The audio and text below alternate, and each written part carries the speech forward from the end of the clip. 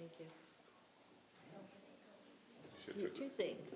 One, every birthday is council night. Do you know that? Everyone. Two. Really? Well, you want Nine to would do have sufficed. you want to do 8:30? Anything other than 8. Just don't come. Right? You want to do 30? Well, you're not there, are you? I'm here now. Oh, you're here now. Joe changed it on me. I'm here now. I'll let you.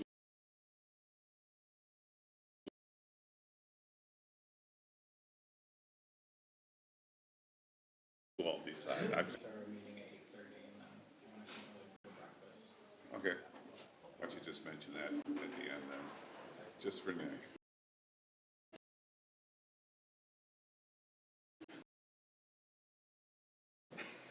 Day, January 21st, 2020. Clerk, will you Mayor Karen, here?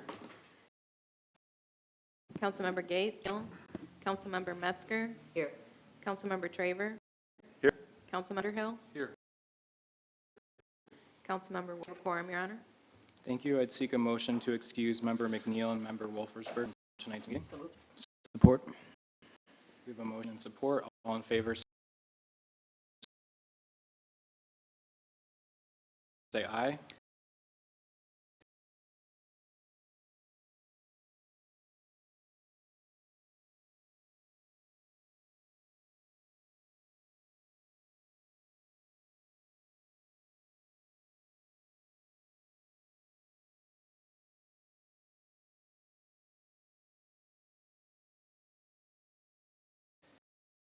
To our town. Lord, I thank you for each one of the leaders that are standing before me this evening. Lord, they've come here this evening to do the business. They're going to need good information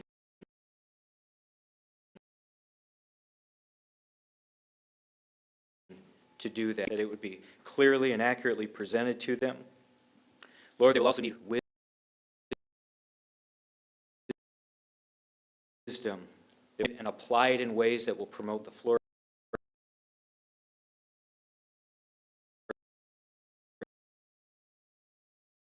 of this city. Help them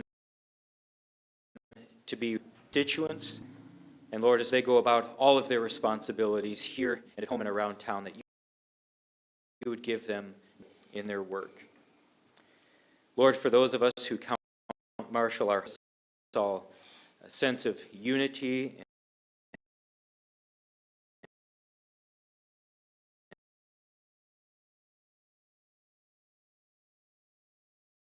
and shared purpose.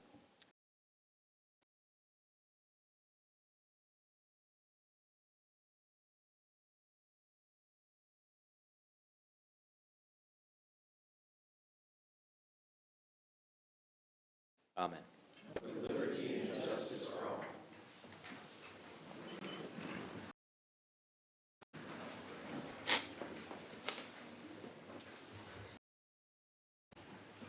All right, we will start this evening with the approval of agenda, starting with item 6, any candidates for public office wishing to speak. Item 7, we have public comment on agenda items. Item 8, we have the consent agenda. Item citations and recognitions, we have introduction of new public safety department employees, and item 11A under public hearings, we have a public hearing on the South Neighborhood Improvement Authority, the development plan and tax incremental financing plan. Item 11B, we have the public hearing for the zoning amendment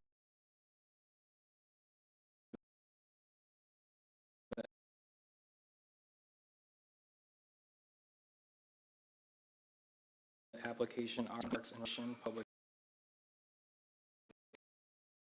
reports and recognitions. Item 13A, approve the South Neighborhood Improvement Authority District. We have the First Amendment to sales agreement for 14G. We have the generator bearing repairs. And then under 14A, Improvement Authority Board, followed by public comment on non-agenda items.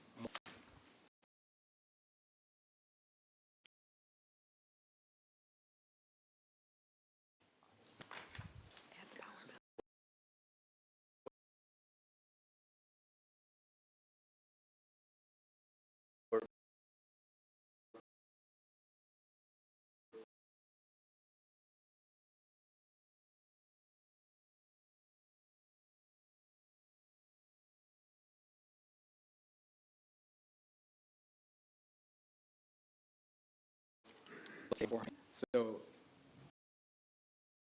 we have a motion and support. Aye. All opposed, same sign. Motion carried. At this time, we'll invite any candidates for public office to come up. Seeing none, we will move on to wishing to address the council. May do so if an address for the record.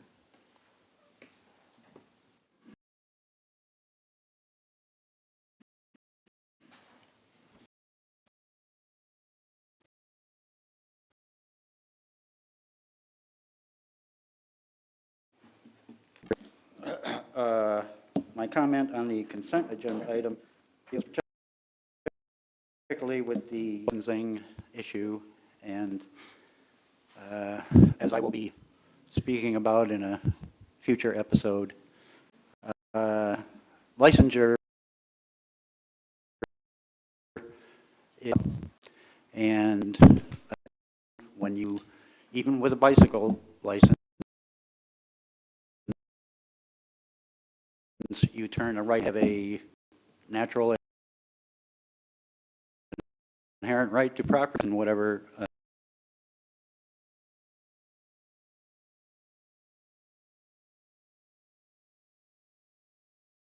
conveyance that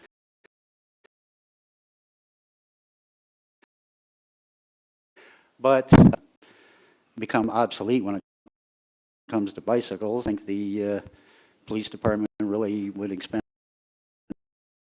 any energy on take a report and do the paperwork, and you got to go to Walmart and get another one. But again, within the context of your collective oath of office, you should have an eye open as to these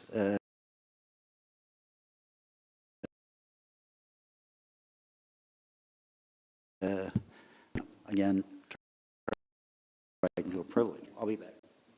Thank you.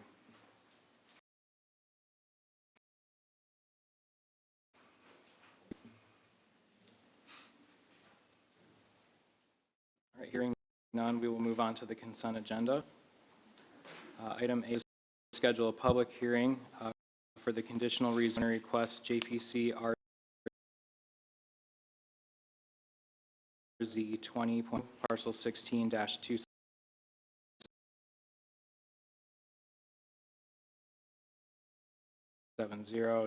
Highway Service District to the city zoning of I-1 Research and Technical District for the exclusive use of a marijuana facility. And again, that's 25 West Michigan Avenue. Item 8B, we have scheduling of a public hearing for the adoption of the July 1st, 2020 to the June 30th, 2026 capital improvement program. Item 8C, we have public hearing scheduling for ordinance amendments. Item 8D.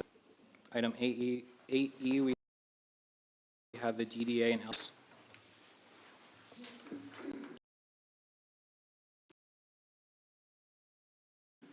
Item 15th, 2019. With the addition of the purchase power agreement, the purchase power of $616,469.02 for a total of $3,365,174.97. I would make a motion to approve the consent agenda as amended. So moved. Motion and support. And we'll do a roll call vote, please. Member Gates? Yes. Member Metzger? Yes. Member Traver? Yes. Member Underhill? Yes. Mayor Karen? Yes. Motion carried. Thank you.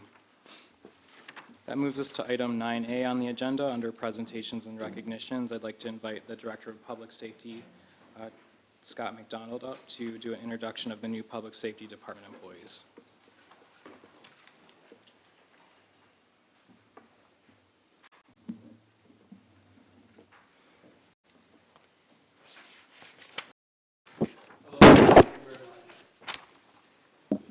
Often I'm up here asking money or asking you guys to pass something or here on business, but today I kind of here to brag a little bit.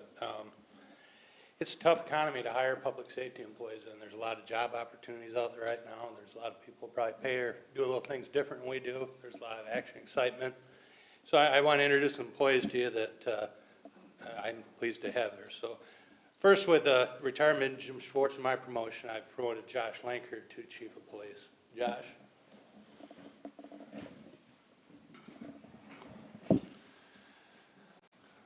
I hired Josh back in 2000. He's a 19-year employee with the city, all in the police department. He's functioned as a patrol officer, was a sergeant, most recently was a police lieutenant. With these changes, he'll be responsible for day-to-day operations and supervision of the supervisory staff, or the sergeants. But he also managing the code enforcement officer. So, introduce Josh Lankard. Congratulations.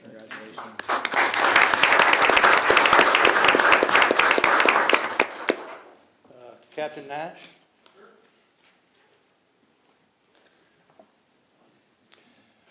In the absence of a fire chief, Captain Nash is running day-to-day operations of the fire department. The fire department is also another occupation. It's getting a little tougher to find people. Again, there's a lot of opportunities out in the private sector as opposed to the public. We've done pretty well in hiring Jay Riggs as our new firefighter. Jay? Jay comes to us with over 20 years experience as a firefighter, all locally. He also serves as the assistant chief with our neighboring fire department, Marshall Township. Jay comes to us from the private sector, from a successful family business, and chose to spend the rest of his career with us. So welcome, Jay Riggs. Thank you.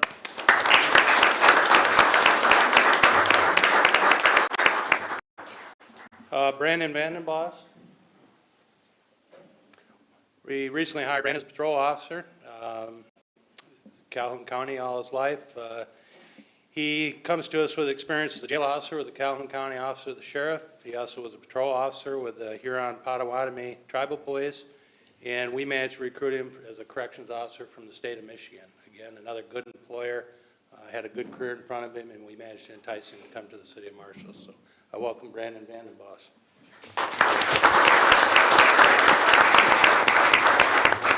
Scott Keller.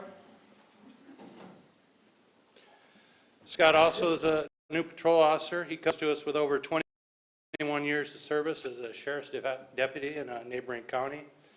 His experience runs a very wide path from canines to training to day-to-day supervision. So again, another good hire that I'm proud of that we got from another department that chose to spend the rest of their career in Marshall. Scott Keller.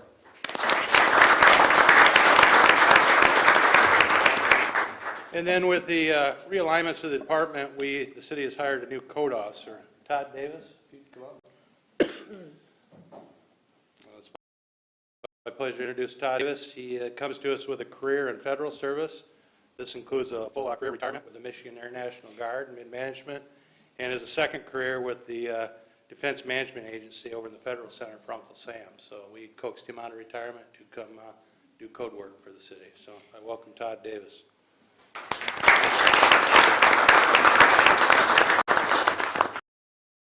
Like I say, I came to brag a little bit. Times are tough. It stands behind me a good reputation this city has. It's a tough economy. There's a lot of jobs out there. It's a bear to recruit and make it all the way through our hiring process to make it to this step. So I'm confident in telling you that these folks have been vetted, and I think they'll meet the expectations of the citizens of Marshall and as you as council. As new chief, last 30 years I've done my job to keep our reputation professional, and I'm going to be passing the torch to these folks, and I'm very confident that we made some good choices here. One of the things I'm going to ask you to recite this for us, because I'm going to participate. Part of our accreditation process, we look through our policies and procedures, and one of the things they ask that we come up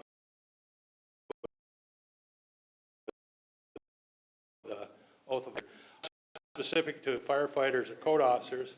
I think every word in this document that we're going to read not only pertains to the police, but to everyone else in public service. So I'm going to ask them to just kind to swear us in. And we're going to stand up here.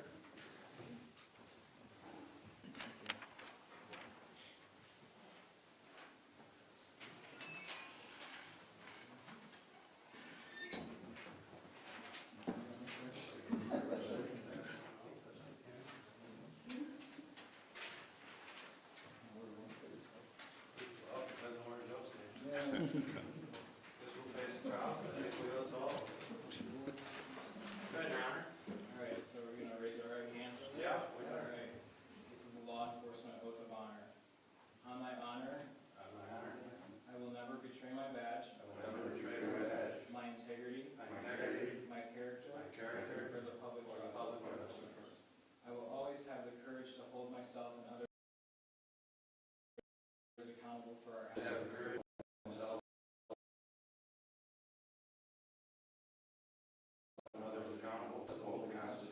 My community. And the agency I serve. Thank you, sir.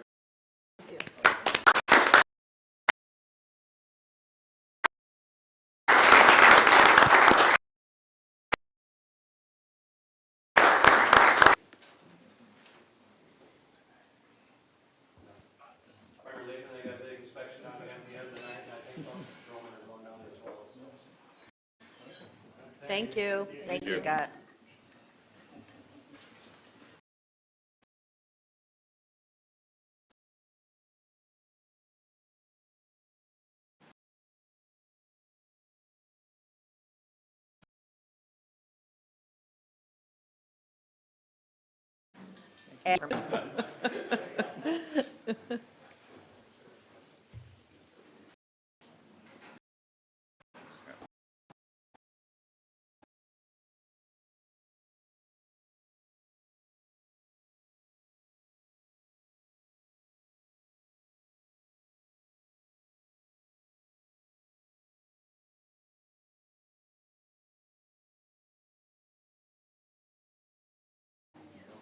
Everyone. My name is Krista Trout Edwards. I'm the director of the Calhoun County Land Bank Authority. We're just here tonight to update you on the 410 East Drive property. As most of you know, that went through the foreclosure process back in 2016 after being vacant for a number of years. We've been working on it steadily since then with the demolition. We also did some environmental testing. The past year, we've spent doing some technical assistance with MEDC and MML to help us understand the redevelopment cost of the site and some potentials for site redesign. So I am very excited to be here tonight to tell you that we are releasing the request for qualifications for a developer for that site tomorrow. And I have a handout for you just to give you an outline of that process and also some dates that will be important coming up in case you're interested or folks ask you about it. Just wanted to make sure you have it.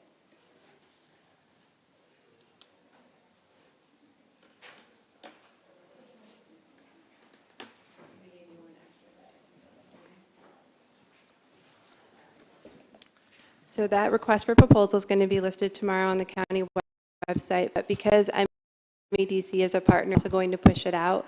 We spent a good deal of time in the last couple of weeks getting together a bidders list of folks who might be interested in being a development partner at the site. We have 138 on there right now, I believe, and we worked with MEDC, but also we have some connections through the Home Builders Association, so we're pushing them out.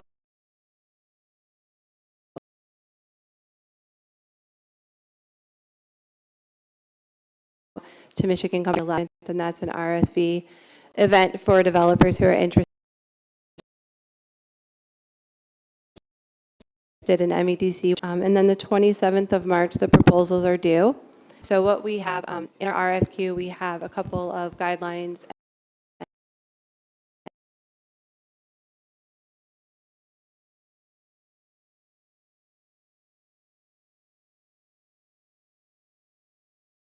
and some point system to do presentation to us so we can and kind of have the timeline.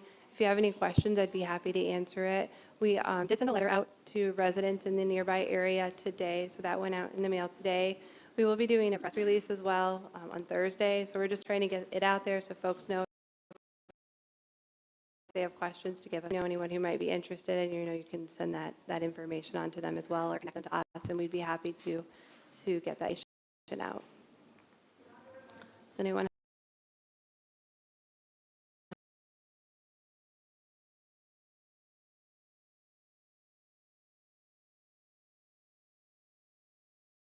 have any questions? What the site opting for. We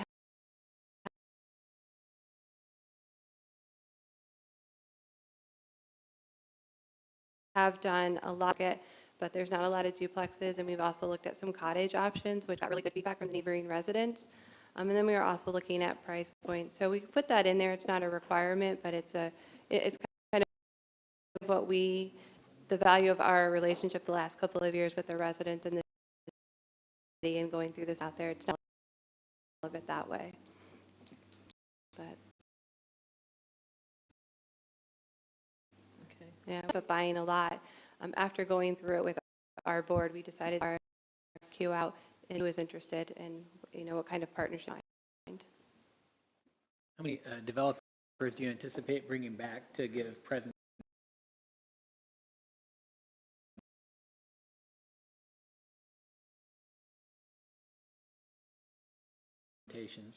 I mean, it would be to have a selection, right? Mm-hmm. I mean, that would be a good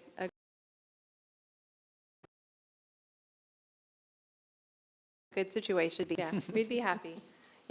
Marshall's a strong market. It's a great site. It's walkable to downtown. It's close to a school. We think it has a lot of positives, and so really excited to be putting this RFQ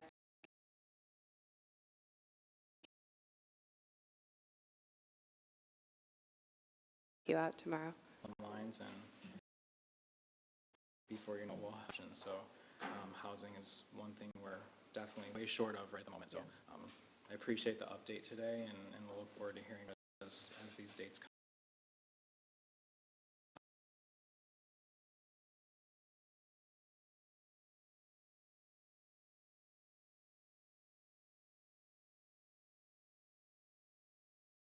Come around. Wait for developers to come and learn more about the site. So MEDC will be there. We'll present some information about the site. They can ask questions. It's kind of like a pre-bid meeting. Whenever we do a lot, everybody is getting the same information. And then if there's anything that comes up that we need to do a little bit of research on, we'll provide that back to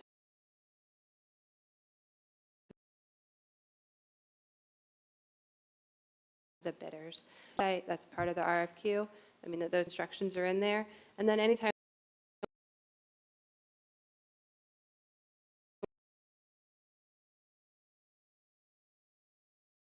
we upload information, cold, so hopefully it'll be at Shula and drive by the site.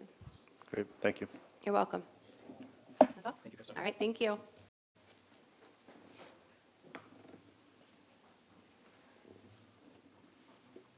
All right, moving on to item 11A under public hearings.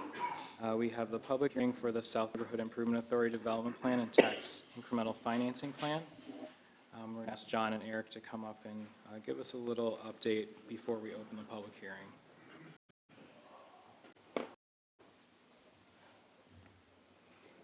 Coordinating outfits. What? Coordinating outfits. That was mentioned earlier tonight. We called each I other. thought that was a new uniform. Evening, Mr. Mayor, Council. As in November, on the creation of the district, tonight we're having the public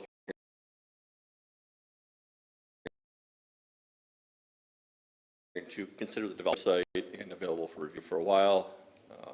We've had a few questions come in, but basically the plan is to lay out what potential improvements, both public and private, in the district, and how we're going to pay for them over time.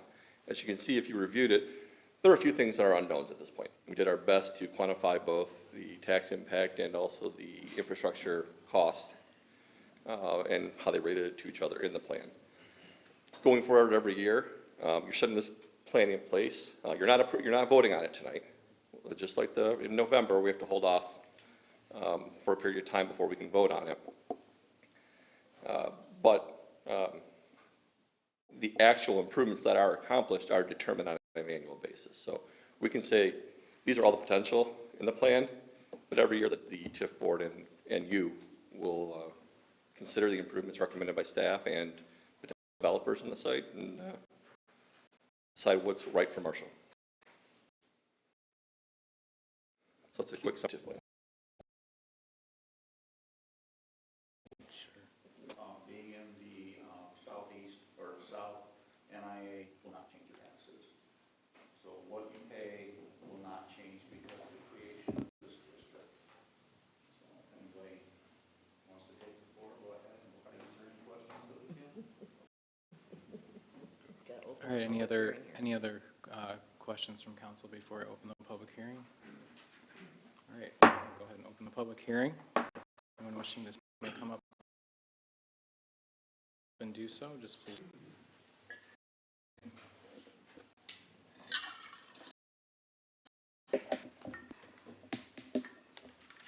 Good evening, Marshall City Council and City Administration. My name is Michael Murphy. My residence is South Kalamazoo and Marshall. As I'd mentioned previously, my family, I've lived there for 33 years.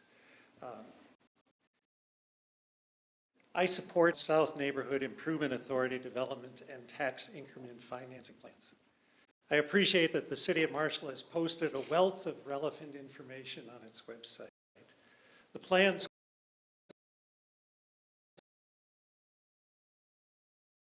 clearly state residents and businesses is intended to improve transparency and provide convenient public access to records of activities and accomplishments concerning the new development. Each year, the authority must hold not fewer than 2 informational meetings for the public. These are opportunities to solicit questions and explain progress. For example, upon a traffic study, a new street system, and any planned unit development for Alwyn Downs. The current plans provide a good start and should be approved. Thank you very much. Thank you. Thank you, Mike.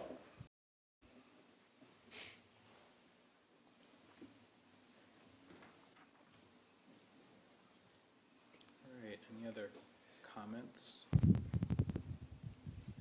What's the next step? The next step in the process, once I close the public hearing, later in the meeting, there's a resolution to consider creating the district. If that is passed at a future meeting, either sometime in February or March, I think for this time in February, this plan will be approved if council so chooses. At that time, then the NIA board, which will meet in the meantime, will then work to implement whatever plan is they come up with, if it's this plan or if it's an amended plan. So it has been sold.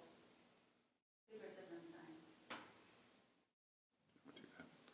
The answer to that question is no, it has not. They are still working out details on the sales agreement, and hopefully in February they will sign the sales agreement, but they're working out the details. So they do have a plan to how they're going to lay it out on a golf course. There was an initial plan presented for staff for initial review, but that's in flux. Something that they're changing as they're looking at the market, looking at different options, looking at the site. They stated to us they want to keep as many trees as they can, so, and they want to keep golf course open as long as they can. So that's something that they're still working on.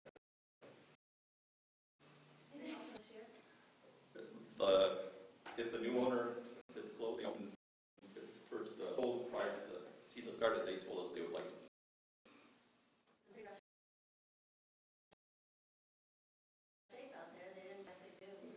That's something they'll have to work on. So when are we going to know the layout on this and let's go through? Once site plans are submitted.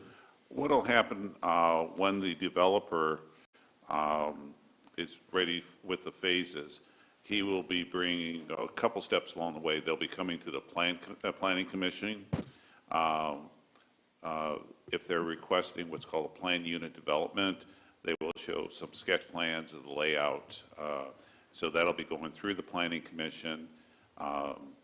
the only area that is actually could be developed immediately is what was called Rebecca Street. Yeah, it's right, yeah, 8, thank you, I'm not a golfer, so. That is already a platted area. They could start that construction immediately without planning commission.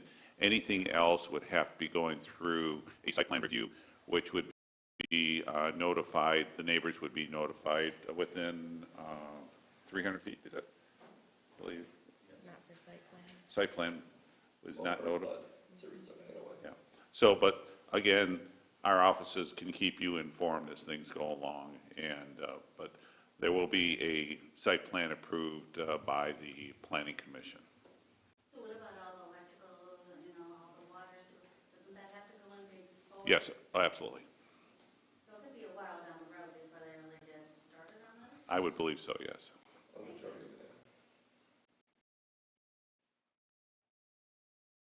Okay, any other public comments? Anyone come up and speak? All right, I'm going to go ahead and close the public hearing. We are not taking any action on this tonight. It was only to have the public hearing. As we said, later under 13A, we have a report to potentially approve the South Improvement Authority District.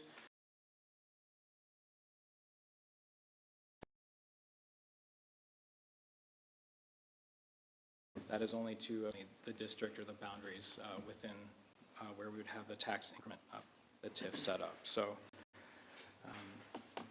anything else we need to add, Tom, at this point? Okay, thank you. So that will move us on to item 11B, under public hearing for zoning amendment application RZ 19.01 for 465 Leggett Road to rezone from an I-1 to an R1. Tricia? Sure. We had a rezoning request for 465 Leggett. The property was zoned basically light industrial. It really doesn't have a good use as an industrial property because of the topography. It's just, there's no interest in the property. The owner tried to sell it for a couple of years. However, it'd be very, very good for a residential use, and he has plans to build a home on the property. The rezoning went to planning commission. They voted unanimously in favor of approving the rezoning.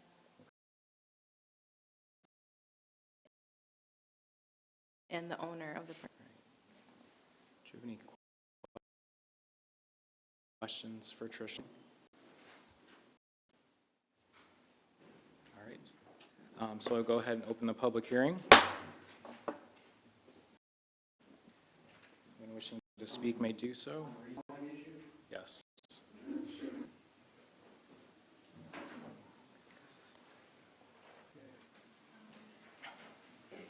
Again, Barry Wayne Adams, 622 West Green Street. The authority for zoning comes statutorily through MCL 10.31. And as you read through it, you discover that, again, it's an aspect of martial law. MCL 10.31 is the statute which confers martial law authority on the governor. And when he calls what's euphemistically called a state of emergency, which we are continually under and has never been rescinded, then he gets certain extra powers. And one license and all these other rights into privilege. This is another piece of the jigsaw puzzle. Consider this as another indicium of the fact that we are actually under a system of corporate fascism rather than a public. I'll be speaking more. Thank you. Any other comments this evening on the... All right, hearing none, we will close the public hearing. Any further questions from council? All right, I will seek a motion then this evening to Approve the rezoning of 465 Leggett Road from an I-1 Research and Technical District to an R1 Residential Estate District. So moved. Second. We have a motion and support. We'll do a roll call vote, please. Member Metzger? Yes. Yes. Member Underhill? Yes. Mayor Karen? Yes. Member Gates? Yes. Motion carried. Thank you. That moves us to item 11C on the agenda, the 2020 to 2024 Parks and Rec. Up to update us on this, please.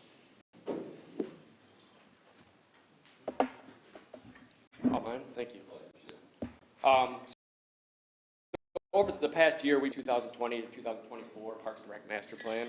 The previous master plan expired in 2018, so it's essential that we get this approved and submitted by February 1st to the DNR. Once we get this approved, it'll allow us to apply for grants through the state and federal levels. We rely on these grants to fund a lot of our projects. It also gives us a plan for the next 5 years, a guide to go by. We gathered information through surveys to the community, surrounding communities, city staff, and other boards to come up with our goals for the next 5 years. The goals we came up with, and we also took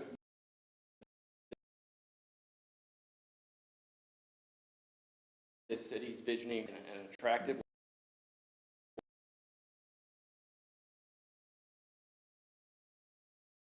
walkable, livable community, both walkable and a bicycle-friendly community. Goal 2 was maintain and enhance existing parks. Goal 3, continue to use volunteer groups to improve community parks. Goal 4, recreation program development. Goal 5, develop recreation opportunities and facilities that promote a healthy lifestyle. And Goal 6, better usage of our parks. We're hoping to, in the next 5 years, to be able to accomplish all of these goals, or at least get started on some of them. Do you have any questions? Put a lot of work into this plan, and it shows. Thank you. Thank you. Thank you. And thank you for all the great work and great programming that you guys provide. Oh, thank you very much. You're welcome. So any other questions for Justin?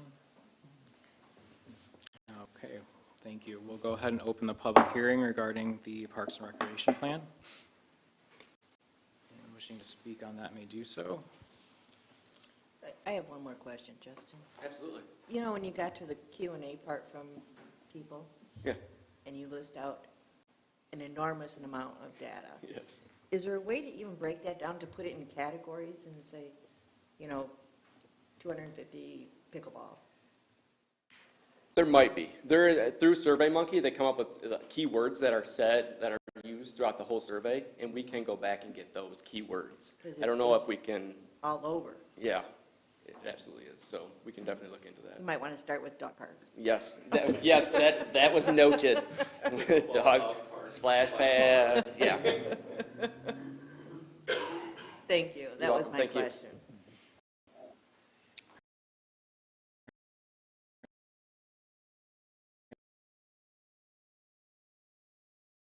All right, anyone wishing to speak? So unless council has any other questions or comments, let's seek a motion to approve the 2020 to 2024 Parks and Recreation Master Plan. So moved. Second.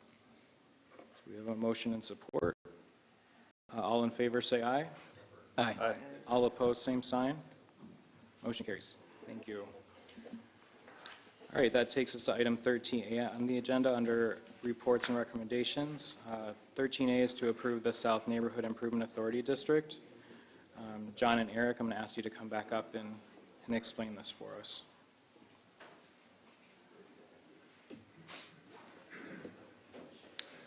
Thank you again. As you remember, back in November, you had the public hearing that would create the district's boundaries. So that's what you're here to consider tonight. If you recall, the district's boundaries right now are the river, Kalamazoo, the airport, and Marshall. So all the area covered by that. If you approve the ordinance, it would create the South Neighborhood Improvement Authority, which would be the first step. You still have to appoint the board, you still have to do bylaws, you still have to create the development TIF plan. So tonight, if you do approve the boundaries, first, doesn't commit you to any, you guys still have to do more in February and coming meetings. Just want clarification on one thing.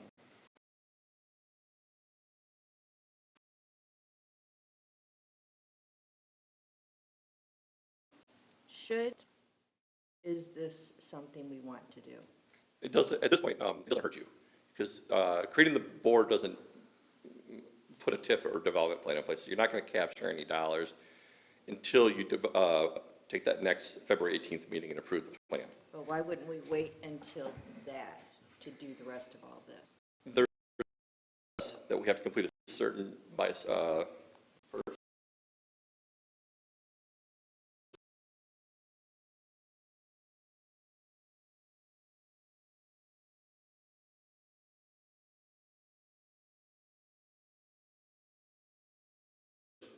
In May. So that's kind of the step we're in. We want to get them to develop a TIF plan, then I think it would be up to council to say, we're not going to approve this development TIF plan until something happens. You could take that stance. So that would be appropriate, okay. You know, this is one of the tools in the toolbox that cities were given, because there was thing really to help residential development.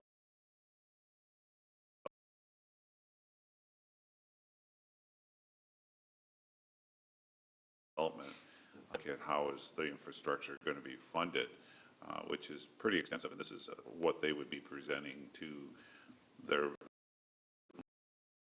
loan officers, so tool for them when the time comes. Right, and my thought, if it was never developed.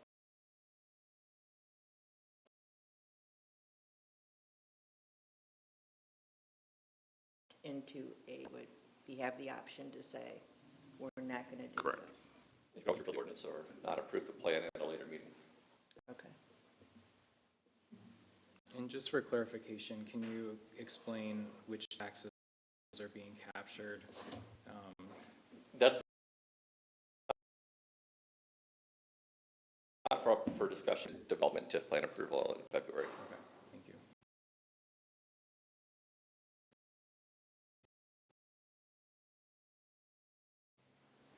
Taxing jurisdictions on receiving approval to capture their taxes. All right, any other questions at this time regarding the district?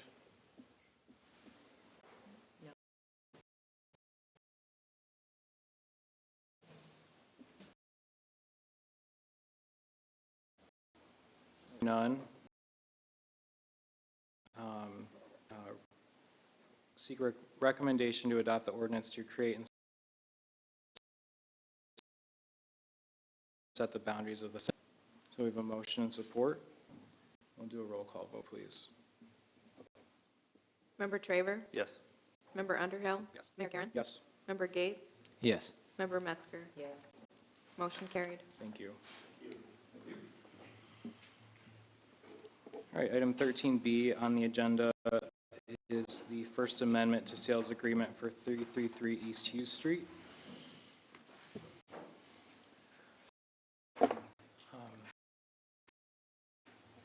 Do we want to? I can give you some Want to background give on us this. some background? The public also. In 2000, approved the sale of vacant land that the city owned on Hughes, near Marshall Avenue on the north side of Hughes. Over the period, we never had the closing, but fortunately we found out we needed to have an easement on the property, which originally was not in the agreement. The city attorney has redrafted the sales agreement with Mr. Williams to accommodate that easement. It's along the west edge of the property we would sell. It gives us access for storm drainage to the Kalamazoo River if we need it. So tonight we're asking you to approve the First Amendment to the sales agreement, authorize the clerk to sign the agreement. Is there going to be a sale, an actual sale? Yes, yes. If you approve this, I believe no, I'm not sure, we have not scheduled this closing. Not yet. So yes, there would be. This was the last piece before we can actually have the closing.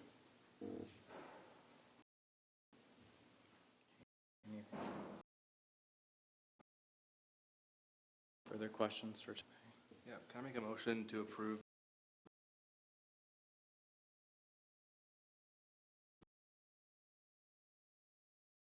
the, to execute same?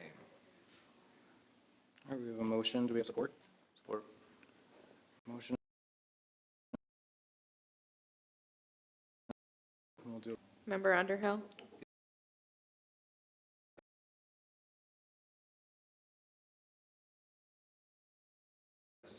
Mayor King?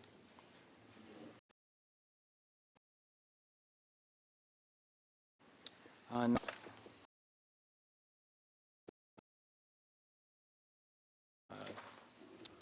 I'm going to have Ed also come up with John, if I could. Where-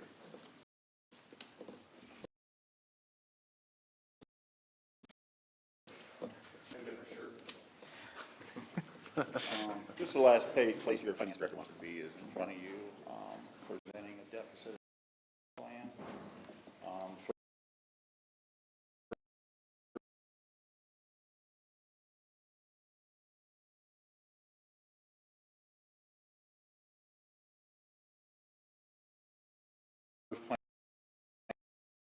and we're going to look at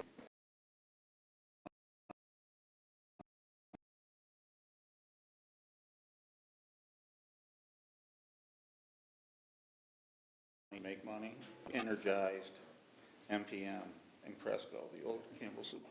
So we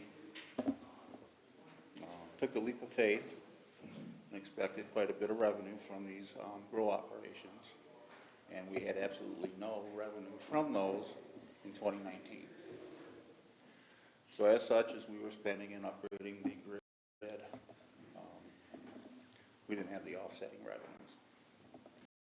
So the recommendation tonight is, we're first going to take resolution 2020-2. It's a resolution to eliminate the electric fund deficit. And if you look at the table that's embedded within the resolution, we're only going to look at the top part of the table. But according to the letter, we had a $342,907 deficit at the end of 2019. And our job is to present something to the state of Michigan, Department of Treasury, that eliminates that deficit. So if you look 2020 and 2021 on the second page, at the end of 2020, we're going to eliminate the deficit down to $187,800. 2021, we'll totally eliminate the deficit, and we'll have $1.375 million. We will stick to this. We vary from this.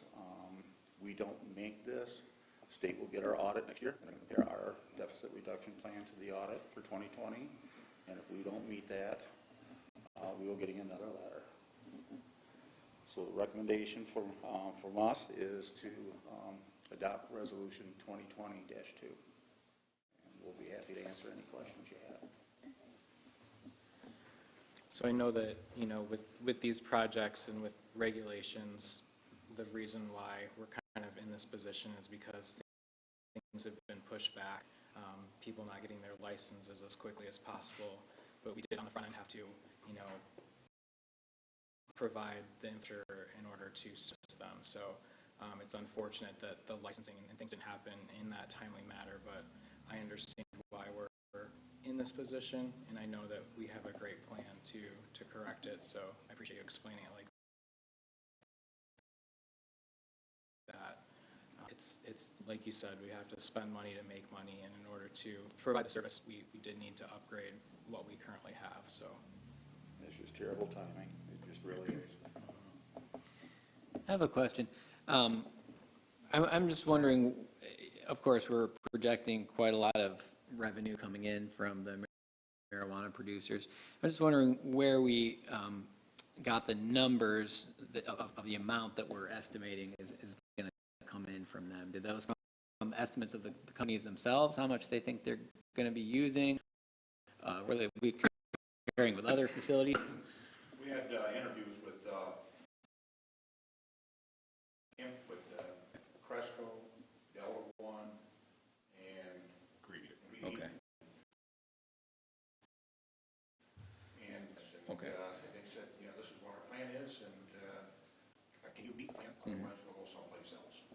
Okay. So those numbers came So from we- the companies, okay. We were leveraged pretty heavy, but they're all here, and it's, I'm confident that the revenues are going to develop quick.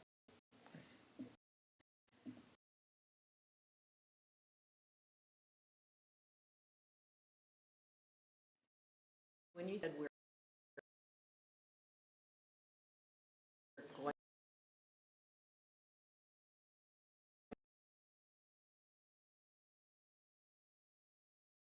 going to make it, It's the only way to do it.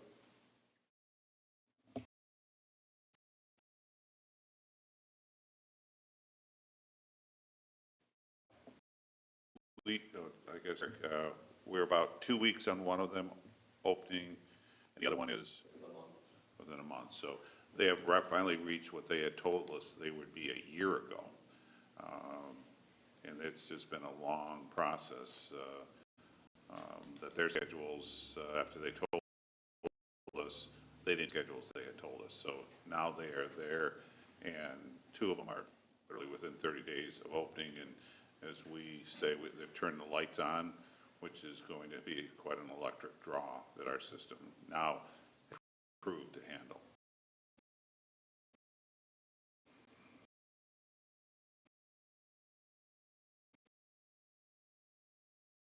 I may have, none of those expenses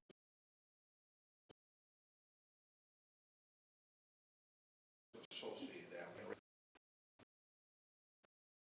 But that was finally reasonable now with the council approving it to redo the embankment, and that's so we're spending a lot of money on engineering and design on that. That's really just about the same amount as what our deficit is.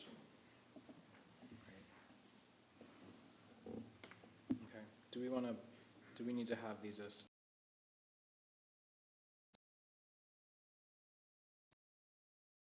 separate? Just as soon do them separate, I guess. I don't mind. It's up to you.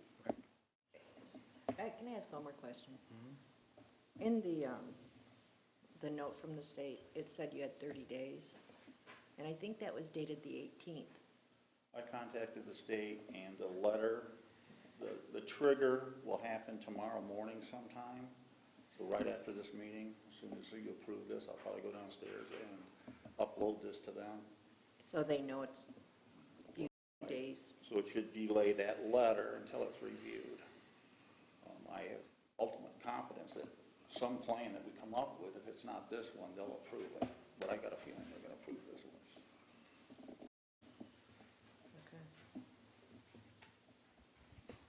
All right, so the recommendation would be for council to approve the electric fund deficit elimination, and also recommends that this current fiscal year 2020 budget be amended to reflect the budgeted numbers embedded within the resolution. So moved. Support.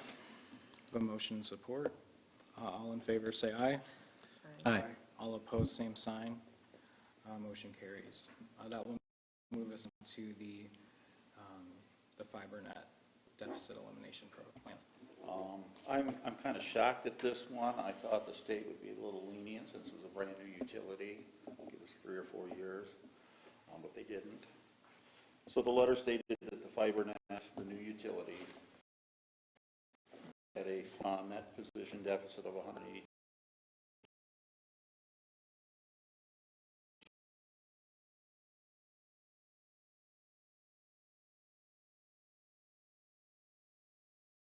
$2,006 customers that were in the CBA at this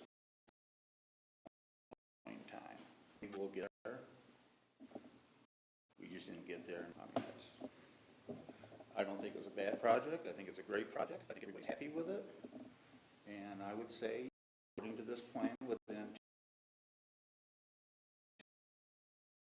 2 years, we'll be,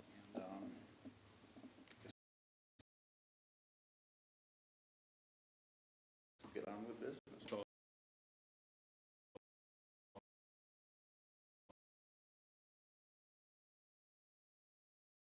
customers to, tie everyone into two. So now that we're a couple years in, we're seeing some of those contracts, turn over and we're getting that service as well. So that's a big reason why I've seen that, where we're short in the numbers, but like you said, it's a brand new utility, all the build out is in the beginning, and that's where the expenditure is, and I think we're doing a great job to continue to promote it and see people sign up on a week. So So the recommendation is to pass resolution 2020-03. 2020, we do increase the deficit slightly up to 200,000. 2021, we have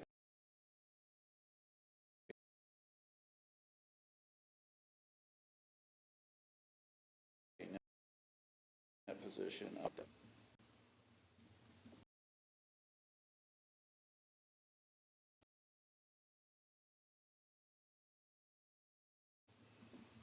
all right, hearing none, the recommendation would be for council to approve the deficit elimination resolution for FiberNet fund deficit and amend the current fiscal year 2020 budget to the numbers embedded within the resolutions. So moved. Support. A motion and support. All in favor say aye. Aye. All opposed, same sign. Motion carries. Thank you. Thank you. Next, I'd like to invite Eric up to speak to us on the airport terminal project loan through MDOT.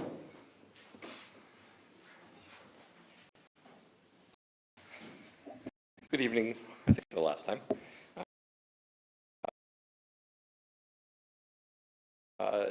That funding for the airport, we were requesting a loan of $100 to be repaid over the next 10 years at an interest rate that MDOT will be setting. It's going to come out of our yearly allocations. The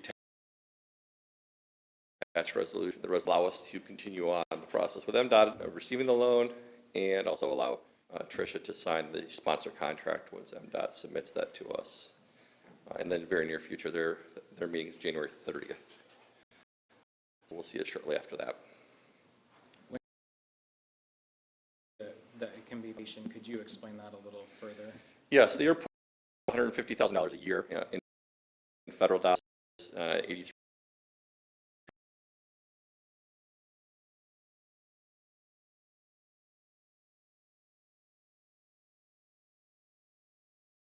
$300 a year instead. They're due to do more in